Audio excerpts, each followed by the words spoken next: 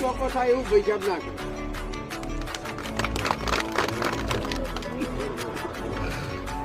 હવે તમને 2 કરોડ ને 50 લાખ રૂપિયા આલ્યા, 2 કિલોમીટર ને 800 મીટર એટલે 3.5 કિલોમીટરનો રોડ આલ્યો છે. એ રોડનો સરસ રોડ બને, આવક જાવકમાં 2 હામામાં સાધનો હેડે એવી જગ્યા જે સરકારની માપ જોવે છે.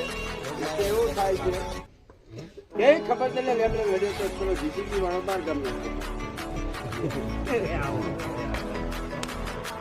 અને એવું પછી મને ફોન કર્યો, સાહેબ આ વાતનો દબાણ છે નચાવા દેતા.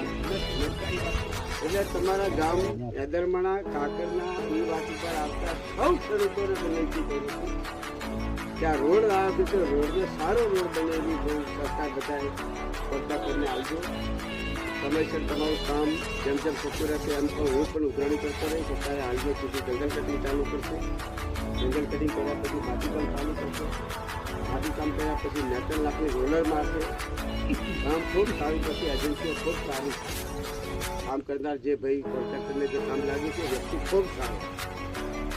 પણ આ કામ કરનાર મજૂર આપણા થાય બીજા ગામના, એટલે એની ખટેક રાખજો. એને ટાઈમે પાણી જોઈતું હોય, ટાઈમે ચા જોઈતી હોય તો તમારી મારી એક હિન્દુ ધર્મ પ્રમાણે એક સંસ્કૃતિ છે, ભગવાન રામે આપેલા સંસ્કાર છે કે બીજા ગામમાંથી આપણા ગામમાં કોઈ આવ્યો હોય તો એને ખબર હશે આપણે પૂછી જતા પાણી બાણી પીવું છે, ચા બા પીવી છે.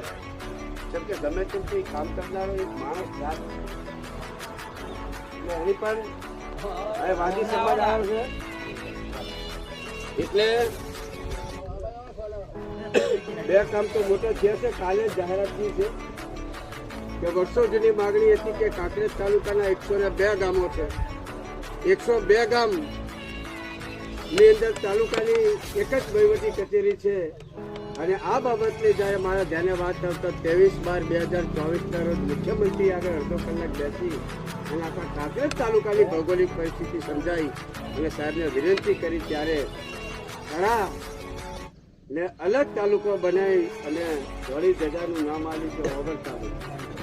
એટલે આપણે બધા તો ભાગ્યશાળી.